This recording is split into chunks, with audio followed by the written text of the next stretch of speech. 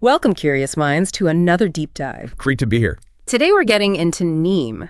We're going to peel back those layers of tradition, see how this ancient, quote, village pharmacy is stepping into the modern spotlight, our mission. Really uncover its secrets, the potential benefits, yeah, but also, crucially, the safety side.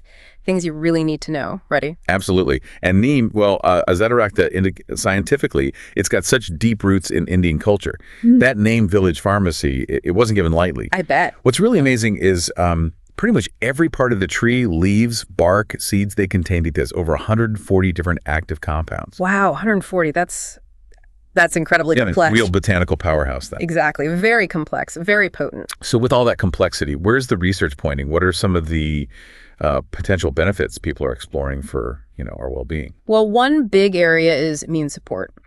Some research suggests certain Neem compounds can actually stimulate key immune responses. Helping the body maybe ward off infections better. Could it be useful during something like flu season? Right, a natural assist. And beyond that, it's just packed with antioxidants, really potent ones. Antioxidants, okay, so fighting those free radicals, the stuff involved in like aging and inflammation. Precisely. It's not just a vague boost. It's, like you said, almost a biochemical arsenal working at a cellular level. It's quite remarkable for a plant. So it's broad spectrum support. Yeah, and that targeted action, it pops up in other really relatable areas too.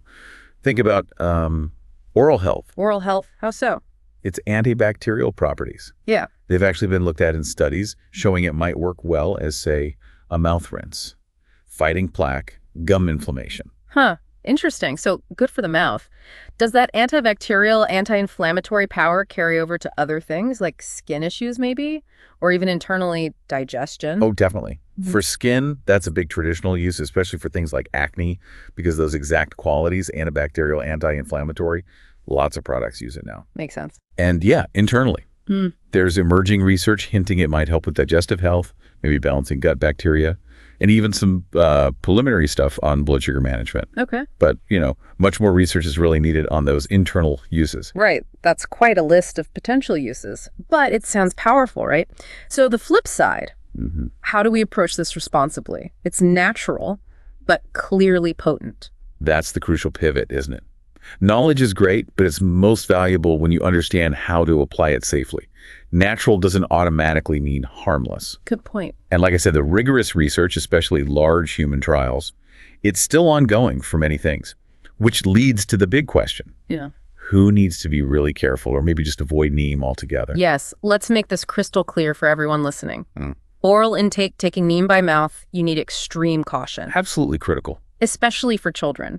If a child ingests Neem oil, it's incredibly dangerous. It can cause severe reactions, vomiting, seizures, even loss of consciousness, and tragically, sometimes death. It's very serious. And for adults too, taking large doses or using it orally for a long time. Yeah. There are potential risks for kidney and liver damage. Okay, so who specifically should just steer clear entirely? Right. There's a definite list. Pregnant individuals, big risk of miscarriage.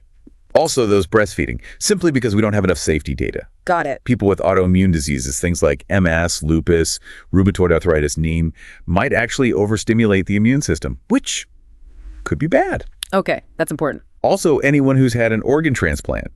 It could interfere with the immunosuppressant drugs needed to prevent rejection. Right.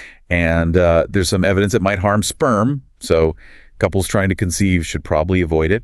Oh, and one more surgery. Surgery? Yeah, it might affect blood sugar levels, so the advice is usually to stop taking Neem at least 2 weeks before any scheduled surgery. Wow, that's a lot of interactions and warnings. And what about other medications? Good question. It could potentially interact with diabetes medications, possibly lowering blood sugar too much, and as mentioned, immunosuppressants. And on top of all that, there's no real standard dose, is there? Plus, the supplement world, well, purity can be an issue sometimes. Exactly. No standardized dosage and regulation can be inconsistent. So purity and concentration aren't always guaranteed.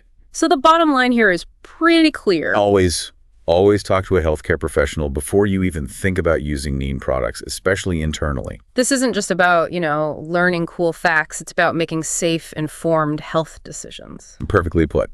To sum up, Neem is, without doubt, a fascinating, powerful plant. It has incredibly long history, some really promising research. But its complexity means you have to make informed, careful choices. So what does this all mean for you, our learner? It means digging deeper, understanding both sides, the exciting potential, and those critical risks. That's how you make truly well-informed decisions about your health. And maybe it leaves us with a thought.